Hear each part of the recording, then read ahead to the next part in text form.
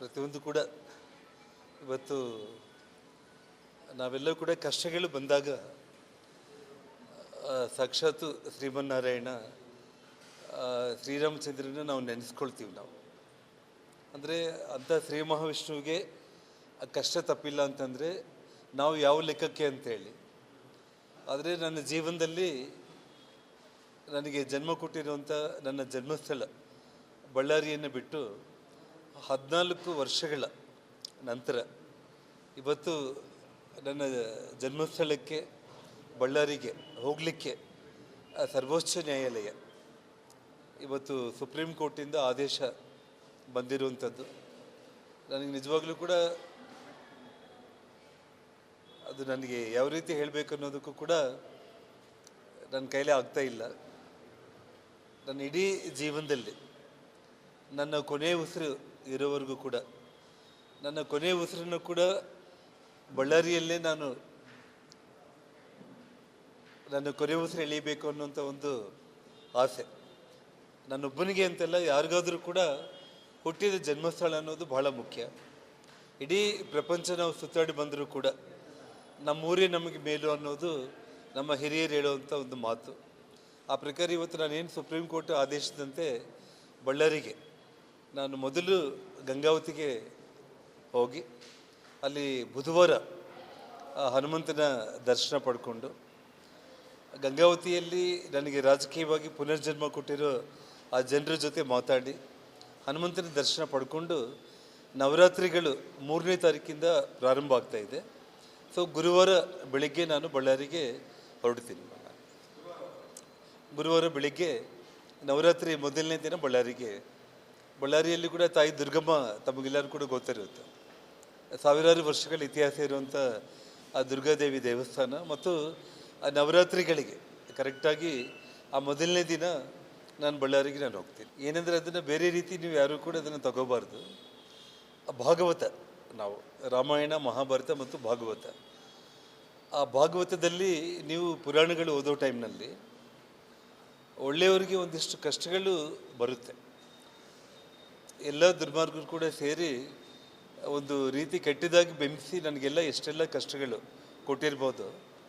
ಈ 14 ವರ್ಷಗಳ ನಂತರ ರಾಜಕೀಯವಾಗಿ ನನ್ನನ್ನು ಮುಗಿಸಬೇಕು ಅಂತೇಳಿ ಅವ್ರು ಮಾಡಿರೋ ಒಂದು ಪ್ರಯತ್ನಕ್ಕೆ ಇವತ್ತು ನಾನು ರಾಜಕೀಯವಾಗಿ ಪುನರ್ಜನ್ಮ ಪಡ್ಕೊಂಡು ಅಸೆಂಬ್ಲಿ ಒಳಗಡೆ ನಾನು ಬಂದು, ಅವತ್ತು ಮುಖ್ಯಮಂತ್ರಿ ಆಗೋದಕ್ಕೆ ಅವರು ಇಲ್ಲೇ ಸಲ್ಲದ ಆರೋಪಗಳನ್ನ ಮಾಡಿದ್ದವರು ಇವತ್ತು ಮತ್ತು ಅವರು ಮುಖ್ಯಮಂತ್ರಿ ಸ್ಥಾನದಲ್ಲಿ ಕೂತ್ಕೊಂಡಿರೋ ಇದೇ ಅಸೆಂಬ್ಲಿ ಒಳಗಡೆ ನಾನು ಹೆಜ್ಜೆಯನ್ನು ಇಟ್ಟು ನನ್ನ ಜನ್ಮಸ್ಥಳಕ್ಕೆ ನಾನು ಹೋಗ್ತಾ ಇದ್ದೀನಿ. ಅದು ಚಾಮುಂಡೇಶ್ವರಿ ತಾಯಿ ಅವ್ರ ಊರಲ್ಲಿ ಇದ್ದಾಳೆ, ಆ ಮಹಿಷಾಸುರ ಮರ್ದಿನಿ. ನನ್ನೂರಲ್ಲಿ ತಾಯಿ ದುರ್ಗಮ್ಮ ಇದ್ದಾಳೆ, ದುರ್ಗಮ್ಮ ನನ್ನ ಕರೆಸ್ಕೊಳ್ತಾ ಇದ್ದಾಳೆ. ಆ ಮಹಿಷಾಸುರ ಮರ್ದಿನಿ ಚಾಮುಂಡೇಶ್ವರಿ ಏನು ಮಾಡ್ತಾಳೆ ಅನ್ನೋದನ್ನು ನಾವೆಲ್ಲರೂ ಕೂಡ ಕಾದು ನೋಡೋಣ. ಭಾರತೀಯ ಜನತಾ ಪಕ್ಷದ ಒಂದು ಸಾಮಾನ್ಯ ಕಾರ್ಯಕರ್ತನಾಗಿ ಪಕ್ಷ ಎಲ್ಲಿ ನಿಲ್ಲಬೇಕು, ಎಲ್ಲಿ ನಿಲ್ಲಬಾರ್ದು, ಪಾರ್ಟಿ ಏನು ತೀರ್ಮಾನ ತಗೊಳುತ್ತೆ ಅದಕ್ಕೆ ಬದ್ಧವಾಗಿದ್ದು ಪಕ್ಷಕ್ಕೋಸ್ಕರ ನಾನು ದುಡಿತೀನಿ. ನಾವು ಬಳ್ಳಾರಿಗೆ ನಾನು ಏನೆಲ್ಲ ಒಳ್ಳೆಯ ಕೆಲಸಗಳನ್ನ ಮಾಡಿದ್ದೀನಿ ಅನ್ನೋದು ಇಡೀ ಬಳ್ಳಾರಿ ಜನರಿಗೆ ಗೊತ್ತಿದೆ. ನಾನು ಬಳ್ಳಾರಿಗೆ ನಾನು ಹೋಗ್ತಾ ಇದ್ದೀನಿ. ಬಳ್ಳಾರಿ ಜಿಲ್ಲೆ ಬಗ್ಗೆ ನನಗೇ ಆಗಿರುವಂಥ ಸಾಕಷ್ಟು ಕನಸುಗಳಿದೆ ಅಭಿವೃದ್ಧಿ ವಿಚಾರದಲ್ಲಿ. ಸನ್ಮಾನ್ಯ ಯಡಿಯೂರಪ್ಪನವರು ಮುಖ್ಯಮಂತ್ರಿ ಆಗಿದ್ದಾಗ, ನಾನು ಮಂತ್ರಿ ಆಗಿದ್ದಾಗ ಆಗಿರೋ ಅಭಿವೃದ್ಧಿ ಕೆಲಸಗಳು ಬಿಟ್ಟರೆ ಎಷ್ಟು ವರ್ಷಗಳು ಕೂಡ ಮತ್ತೆ ದೊಡ್ಡ ಪ್ರಮಾಣದ ಅಭಿವೃದ್ಧಿ ಕೆಲಸಗಳು ಆಗಲಿಲ್ಲ. ಆ ಕಾರಣಕ್ಕೆ ಬಳ್ಳಾರಿ ಜನರಿಗೆ ನಾನು ಮತ್ತೆ ಬರಬೇಕು, ಅಭಿವೃದ್ಧಿ ನೋಡಬೇಕು ಅನ್ನೋ ಆಸೆ ಇಟ್ಕೊಂಡಿದ್ದಾರೆ. ಅವರ ನಂಬಿಕೆಯನ್ನು ಉಳಿಸ್ಕೊಳ್ಳುವಂಥ ರೀತಿಯಲ್ಲಿ ಬಳ್ಳಾರಿಯಲ್ಲಿ ನಾನು ಮತ್ತೆ ಪುನಃ ಹೋಗಿ ಅಭಿವೃದ್ಧಿ ಕೆಲಸಗಳಿಗೆ ಚಾಲನೆ ಕೊಡೋದಕ್ಕೆ ನನ್ನ ಇವತ್ತು ಪ್ರತಿಪಕ್ಷದಲ್ಲಿ ಹೋರಾಟ ಮಾಡೋದ್ರ ಮೂಲಕ ಬರೋ ದಿನಗಳಲ್ಲಿ ಬಳ್ಳಾರಿ ಜನರ ಕನಸುಗಳನ್ನು ಈಡೇರಿಸೋ ನಿಟ್ಟಲ್ಲಿ ನಾನು ಕೆಲಸ ಮಾಡ್ತೀನಿ. 100ಕ್ಕೆ 100 ಬಳ್ಳಾರಿ ಒಂದು ಜಿಲ್ಲೆಯಲ್ಲಿ ಸಂಡೂರು ವಿಧಾನಸಭಾ ಕ್ಷೇತ್ರದ ಏನೊಂದು ಉಪಚುನಾವಣೆ ನಡೀತಾ ಇದೆ, ಆ ತಾಯಿ ಚಾಮುಂಡೇಶ್ವರಿ ದುರ್ಗಾದೇವಿ ಕೃಪೆಯಿಂದ 100ಕ್ಕೆ 100 ನಾವು ಸಂಡೂರು ಉಪಚುನಾವಣೆಯಲ್ಲಿ ಗೆಲ್ತೀವಿ. ಕಾರಣ ಏನಂತಂದರೆ, ಈಗಾಗಲೇ ಅಲ್ಲಿನ ಒಬ್ಬ ಜಿಲ್ಲಾ ಉಸ್ತುವಾರಿ ಸಚಿವರು ಸಾರ್ವಜನಿಕರ ST ರಿಸರ್ವೇಷನಲ್ಲಿರೋದು, ಸಂಡೂರು ST ರಿಸರ್ವೇಷನು, ಬಳ್ಳಾರಿಯಲ್ಲಿ ST ರಿಸರ್ವೇಷನ್ನಲ್ಲಿ ಗೆದ್ದಿರುವಂಥ ಒಬ್ಬ ಮಂತ್ರಿ 180 ಕೋಟಿ ಹಣ ದುರುಪಯೋಗ ಮಾಡಿಕೊಂಡು ಆ ಹಣವನ್ನೇ ಬಳ್ಳಾರಿ ಲೋಕಸಭಾ ಚುನಾವಣೆಯಲ್ಲಿ ಗೆಲ್ಲೋದಕ್ಕೆ ದುರುಪಯೋಗ ಮಾಡಿಕೊಂಡಿರುವಂಥ ಒಂದು ವಿಚಾರ ಈಗಾಗಲೇ ಬಳ್ಳಾರಿ ಜಿಲ್ಲೆಯ ಜನರ ಮನೆ ಮನೆಗೂ ಪ್ರತಿಯೊಬ್ಬರ ಮನಸ್ಸಿಗೂ ಕೂಡ ಮುಟ್ಟಿದೆ. ಹಾಗಾಗಿ ಈ ಬಾರಿ ಖಂಡಿತವಾಗ್ಲೂ ಕೂಡ ಭಾರತೀಯ ಜನತಾ ಪಕ್ಷದ ಅಭ್ಯರ್ಥಿ ದೊಡ್ಡ ಮಟ್ಟದಲ್ಲಿ ಗೆಲ್ತಾರೆ ಅನ್ನುವಂಥ ನಂಬಿಕೆ ವಿಶ್ವಾಸ ನನಗಿದೆ. ಪ್ರತಿಯೊಂದು ಕೂಡ ಇವತ್ತು ನಾವೆಲ್ಲರೂ ಕೂಡ ಕಷ್ಟಗಳು ಬಂದಾಗ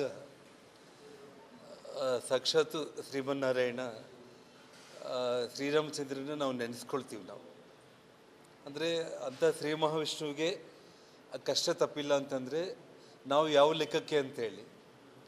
ಆದರೆ ನನ್ನ ಜೀವನದಲ್ಲಿ ನನಗೆ ಜನ್ಮ ಕೊಟ್ಟಿರುವಂಥ ನನ್ನ ಜನ್ಮಸ್ಥಳ ಬಳ್ಳಾರಿಯನ್ನು ಬಿಟ್ಟು 14 ವರ್ಷಗಳ ನಂತರ ಇವತ್ತು ನನ್ನ ಜನ್ಮಸ್ಥಳಕ್ಕೆ ಬಳ್ಳಾರಿಗೆ ಹೋಗಲಿಕ್ಕೆ ಸರ್ವೋಚ್ಚ ನ್ಯಾಯಾಲಯ ಇವತ್ತು ಸುಪ್ರೀಂ ಕೋರ್ಟಿಂದ ಆದೇಶ ಬಂದಿರುವಂಥದ್ದು. ನನಗೆ ನಿಜವಾಗ್ಲೂ ಕೂಡ ಅದು ನನಗೆ ಯಾವ ರೀತಿ ಹೇಳಬೇಕು ಅನ್ನೋದಕ್ಕೂ ಕೂಡ ನನ್ನ ಕೈಲೇ ಆಗ್ತಾ ಇಲ್ಲ. ನನ್ನ ಇಡೀ ಜೀವನದಲ್ಲಿ ನನ್ನ ಕೊನೆಯ ಉಸಿರು ಇರೋವರೆಗೂ ಕೂಡ ನನ್ನ ಕೊನೆಯ ಉಸಿರನ್ನು ಕೂಡ ಬಳ್ಳಾರಿಯಲ್ಲೇ ನಾನು ನನ್ನ ಕೊನೆಯ ಉಸಿರು ಎಳೀಬೇಕು ಅನ್ನೋಂಥ ಒಂದು ಆಸೆ ನನ್ನೊಬ್ಬನಿಗೆ ಅಂತೆಲ್ಲ, ಯಾರಿಗಾದರೂ ಕೂಡ ಹುಟ್ಟಿದ ಜನ್ಮಸ್ಥಳ ಅನ್ನೋದು ಬಹಳ ಮುಖ್ಯ. ಇಡೀ ಪ್ರಪಂಚ ನಾವು ಸುತ್ತಾಡಿ ಬಂದರೂ ಕೂಡ ನಮ್ಮೂರೇ ನಮಗೆ ಮೇಲು ಅನ್ನೋದು ನಮ್ಮ ಹಿರಿಯರು ಹೇಳುವಂಥ ಒಂದು ಮಾತು. ಆ ಪ್ರಕಾರ ಇವತ್ತು ನಾನೇನು ಸುಪ್ರೀಂ ಕೋರ್ಟ್ ಆದೇಶದಂತೆ ಬಳ್ಳಾರಿಗೆ ನಾನು ಮೊದಲು ಗಂಗಾವತಿಗೆ ಹೋಗಿ ಅಲ್ಲಿ ಬುಧವಾರ ಹನುಮಂತನ ದರ್ಶನ ಪಡ್ಕೊಂಡು, ಗಂಗಾವತಿಯಲ್ಲಿ ನನಗೆ ರಾಜಕೀಯವಾಗಿ ಪುನರ್ಜನ್ಮ ಕೊಟ್ಟಿರೋ ಆ ಜನರ ಜೊತೆ ಮಾತಾಡಿ ಹನುಮಂತನ ದರ್ಶನ ಪಡ್ಕೊಂಡು ನವರಾತ್ರಿಗಳು 3ನೇ ತಾರೀಕಿಂದ ಪ್ರಾರಂಭ ಆಗ್ತಾ ಇದೆ. ಸೊ ಗುರುವಾರ ಬೆಳಿಗ್ಗೆ ನಾನು ಬಳ್ಳಾರಿಗೆ ಹೊರಡ್ತೀನಿ. ಗುರುವಾರ ಬೆಳಿಗ್ಗೆ ನವರಾತ್ರಿ ಮೊದಲನೇ ದಿನ ಬಳ್ಳಾರಿಯಲ್ಲಿ ಕೂಡ ತಾಯಿ ದುರ್ಗಮ್ಮ ತಮಗೆಲ್ಲರೂ ಕೂಡ ಗೊತ್ತಿರುತ್ತೆ. ಸಾವಿರಾರು ವರ್ಷಗಳ ಇತಿಹಾಸ ಇರುವಂಥ ಆ ದುರ್ಗಾದೇವಿ ದೇವಸ್ಥಾನ ಮತ್ತು ಆ ನವರಾತ್ರಿಗಳಿಗೆ ಕರೆಕ್ಟಾಗಿ ಆ ಮೊದಲನೇ ದಿನ ನಾನು ಬಳ್ಳಾರಿಗೆ ನಾನು ಹೋಗ್ತೀನಿ. ಏನಂದರೆ ಅದನ್ನು ಬೇರೆ ರೀತಿ ನೀವು ಯಾರೂ ಕೂಡ ಅದನ್ನು ತಗೋಬಾರ್ದು. ಭಾಗವತ, ನಾವು ರಾಮಾಯಣ ಮಹಾಭಾರತ ಮತ್ತು ಭಾಗವತ, ಆ ಭಾಗವತದಲ್ಲಿ ನೀವು ಪುರಾಣಗಳು ಓದೋ ಟೈಮ್ನಲ್ಲಿ ಒಳ್ಳೆಯವರಿಗೆ ಒಂದಿಷ್ಟು ಕಷ್ಟಗಳು ಬರುತ್ತೆ. ಎಲ್ಲ ದುರ್ಮಾರ್ಗರು ಕೂಡ ಸೇರಿ ಒಂದು ರೀತಿ ಕೆಟ್ಟದಾಗಿ ಬೆಂಬಿಸಿ ನನಗೆಲ್ಲ ಎಷ್ಟೆಲ್ಲ ಕಷ್ಟಗಳು ಕೊಟ್ಟಿರ್ಬೋದು. ಈ 14 ವರ್ಷಗಳ ನಂತರ ರಾಜಕೀಯವಾಗಿ ನನ್ನನ್ನು ಮುಗಿಸಬೇಕು ಅಂತೇಳಿ ಅವ್ರು ಮಾಡಿರೋ ಒಂದು ಪ್ರಯತ್ನಕ್ಕೆ ಇವತ್ತು ನಾನು ರಾಜಕೀಯವಾಗಿ ಪುನರ್ಜನ್ಮ ಪಡ್ಕೊಂಡು ಅಸೆಂಬ್ಲಿ ಒಳಗಡೆ ನಾನು ಬಂದು, ಅವತ್ತು ಮುಖ್ಯಮಂತ್ರಿ ಆಗೋದಕ್ಕೆ ಅವರು ಇಲ್ಲೇ ಸಲ್ಲದ ಆರೋಪಗಳನ್ನ ಮಾಡಿದ್ದವರು ಇವತ್ತು ಮತ್ತು ಅವರು ಮುಖ್ಯಮಂತ್ರಿ ಸ್ಥಾನದಲ್ಲಿ ಕೂತ್ಕೊಂಡಿರೋ ಇದೇ ಅಸೆಂಬ್ಲಿ ಒಳಗಡೆ ನಾನು ಹೆಜ್ಜೆಯನ್ನು ಇಟ್ಟು ನನ್ನ ಜನ್ಮಸ್ಥಳಕ್ಕೆ ನಾನು ಹೋಗ್ತಾ ಇದ್ದೀನಿ. ಅದು ಚಾಮುಂಡೇಶ್ವರಿ ತಾಯಿ ಅವ್ರ ಊರಲ್ಲಿ ಇದ್ದಾಳೆ, ಆ ಮಹಿಷಾಸುರ ಮರ್ದಿನಿ. ನನ್ನೂರಲ್ಲಿ ತಾಯಿ ದುರ್ಗಮ್ಮ ಇದ್ದಾಳೆ, ದುರ್ಗಮ್ಮ ನನ್ನ ಕರೆಸ್ಕೊಳ್ತಾ ಇದ್ದಾಳೆ.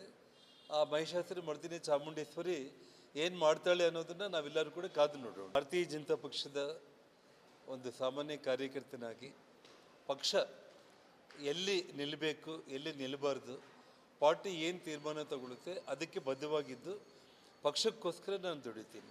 ನಾವು ಬಳ್ಳಾರಿಗೆ ನಾನು ಏನೆಲ್ಲ ಒಳ್ಳೆಯ ಕೆಲಸಗಳನ್ನ ಮಾಡಿದ್ದೀನಿ ಅನ್ನೋದು ಇಡೀ ಬಳ್ಳಾರಿ ಜನರಿಗೆ ಗೊತ್ತಿದೆ. ನಾನು ಬಳ್ಳಾರಿಗೆ ನಾನು ಹೋಗ್ತಾ ಇದ್ದೀನಿ. ಬಳ್ಳಾರಿ ಜಿಲ್ಲೆ ಬಗ್ಗೆ ನನಗೇ ಆಗಿರುವಂಥ ಸಾಕಷ್ಟು ಕನಸುಗಳಿದೆ ಅಭಿವೃದ್ಧಿ ವಿಚಾರದಲ್ಲಿ. ಸನ್ಮಾನ್ಯ ಯಡಿಯೂರಪ್ಪನವರು ಮುಖ್ಯಮಂತ್ರಿ ಆಗಿದ್ದಾಗ, ನಾನು ಮಂತ್ರಿ ಆಗಿದ್ದಾಗ ಆಗಿರೋ ಅಭಿವೃದ್ಧಿ ಕೆಲಸಗಳು ಬಿಟ್ಟರೆ ಎಷ್ಟು ವರ್ಷಗಳು ಕೂಡ ಮತ್ತೆ ದೊಡ್ಡ ಪ್ರಮಾಣದ ಅಭಿವೃದ್ಧಿ ಕೆಲಸಗಳು ಆಗಲಿಲ್ಲ.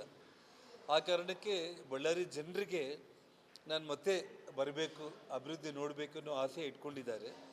ಅವರ ನಂಬಿಕೆಯನ್ನು ಉಳಿಸ್ಕೊಳ್ಳುವಂಥ ರೀತಿಯಲ್ಲಿ ಬಳ್ಳಾರಿಯಲ್ಲಿ ನಾನು ಮತ್ತೆ ಪುನಃ ಹೋಗಿ ಅಭಿವೃದ್ಧಿ ಕೆಲಸಗಳಿಗೆ ಚಾಲನೆ ಕೊಡೋದಕ್ಕೆ ನನ್ನ ಇವತ್ತು ಪ್ರತಿಪಕ್ಷದಲ್ಲಿ ಹೋರಾಟ ಮಾಡೋದ್ರ ಮೂಲಕ ಬರೋ ದಿನಗಳಲ್ಲಿ ಬಳ್ಳಾರಿ ಜನರ ಕನಸುಗಳನ್ನು ಈಡೇರಿಸೋ ನಿಟ್ಟಲ್ಲಿ ನಾನು ಕೆಲಸ ಮಾಡ್ತೀನಿ. 100ಕ್ಕೆ 100 ಬಳ್ಳಾರಿ ಒಂದು ಜಿಲ್ಲೆಯಲ್ಲಿ ಸಂಡೂರು ವಿಧಾನಸಭಾ ಕ್ಷೇತ್ರದ ಏನೊಂದು ಉಪಚುನಾವಣೆ ನಡೀತಾ ಇದೆ, ಆ ತಾಯಿ ಚಾಮುಂಡೇಶ್ವರಿ ದುರ್ಗಾದೇವಿ ಕೃಪೆಯಿಂದ 100ಕ್ಕೆ 100 ನಾವು ಸಂಡೂರು ಉಪಚುನಾವಣೆಯಲ್ಲಿ ಗೆದ್ದೇ ಗೆಲ್ತೀವಿ.